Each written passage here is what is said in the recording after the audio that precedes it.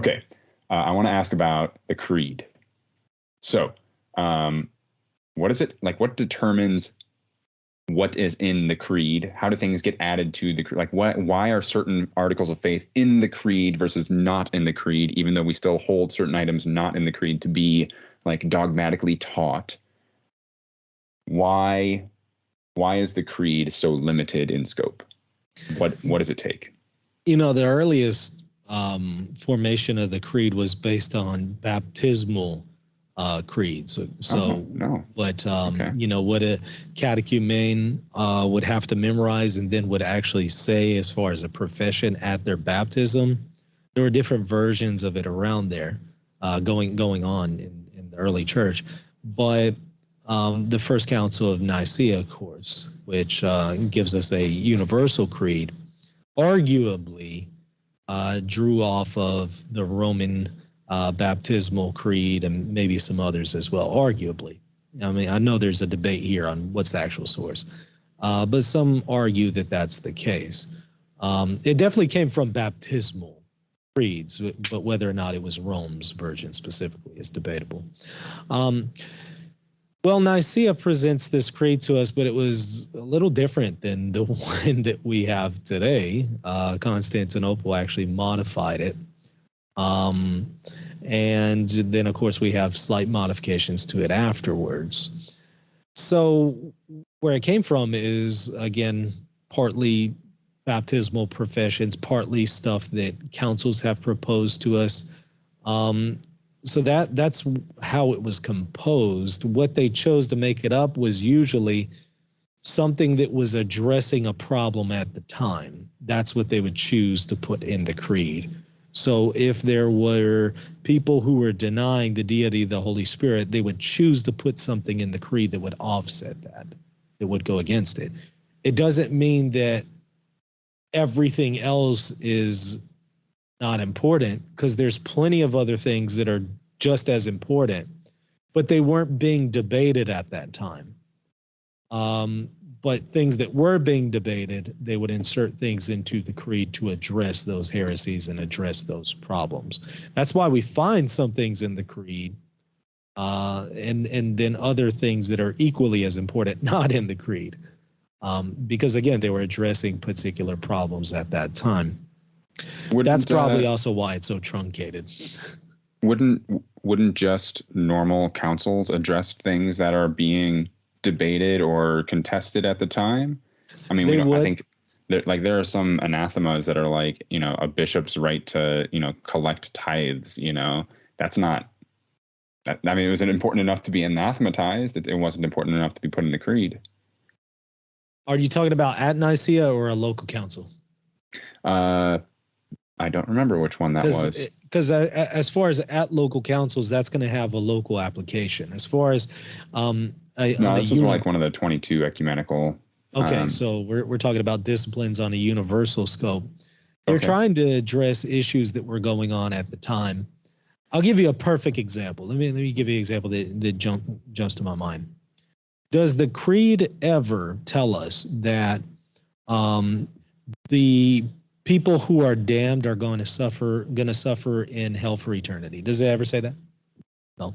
No, the creed doesn't say that. No, it does not.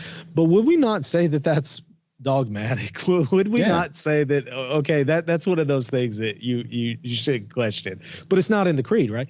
Well, at that time, there weren't, let's say at the time of the Council of Nicaea or Constantinople I, where the Nicene Creed is being formulated. At that time, that wasn't necessarily a major problem that was going on that the church had to respond to. So you're not going to see that found in the creed, because that wasn't something that they were really having to deal with. You will, however, find that in a profession of faith offered by the Lateran Council IV, 1215. Part of the profession of faith that is offered there includes that proposition that the devil and his angels and those who follow him will be in eternity forever. In hell for eternity forever. So that is something they put forward at Lateran IV, and the reason why is there were people who were denying it. There were Albigensians who were denying that. So the council had to address it. Same idea is going on here with the Creed and the Nicene Creed. There were equally important propositions that could have been put in the Creed, but they weren't necessarily addressing those things at the time. Okay, so like why didn't Vatican II include, or I guess that wouldn't have been an issue so much by Vatican II. Why doesn't like the next council include in the creed that abortion is intrinsically wrong and a mortal sin? Now, there's going to be different answers here. First, some are going to note that Ephesus mentions that there shouldn't be any revisions to the creed afterwards. Okay. But I would say that, okay, that's effectively saying that there shouldn't be any revisions to the creed unless the church itself decides it's necessary to offer a revision, in which case we did decide with the Filioque. Mm-hmm. And so here's a difference between us and the Orthodox. The Orthodox are going to say we're going against Ephesus, whereas we're going to say, no, we're not going against Ephesus. What they were laying down is a general rule, and the church is also able to revise that which she bound, right? We're able to loose that which we bound in Ephesus anyway. So, but yeah, your question still remains, okay, but why, since we have the authority to revise the creed, which Aquinas also brings out very well, that even the Pope has that authority. Since we have that, why don't we put things in the creed like the sinfulness of abortion or things like that, right? The Assumption of Mary, pick a dogmatic teaching. Why isn't it in the creed? We've kind of done that implicitly or indirectly. We've kind of killed two birds with one stone here. Instead of going out and listing a million propositions, because this would be a really long creed if we're going to start listing every one of the issues. What John Paul II did is he kind of killed two birds with one stone. He didn't actually modify the creed itself, but he did offer a profession of faith that is still binding to this day. The profession of faith is the creed. It is the Nicene Creed. That's the first part of the profession of faith. So it's the Nicene Creed. And then he adds to it 3 paragraphs. And those 3 paragraphs that he adds to it are the 3 major levels of the magisterium. And it's when you say the profession of faith, it says that I believe everything that the church proposes as dogmatic. I believe everything the church proposes as Catholic doctrine, and I affirm with religious assent of intellect and will everything that it teaches authoritatively. That covers everything that the magisterium teaches. So there's an assent that's offered there in that profession of faith. So we kind of did that, but it doesn't list every single teaching of the church. It assumes you already know what the teachings are, but it does say that you are to affirm these things when you make that profession. Mm-hmm. So we kind of have done that, but not exactly where we go and actually change the Nicene Creed.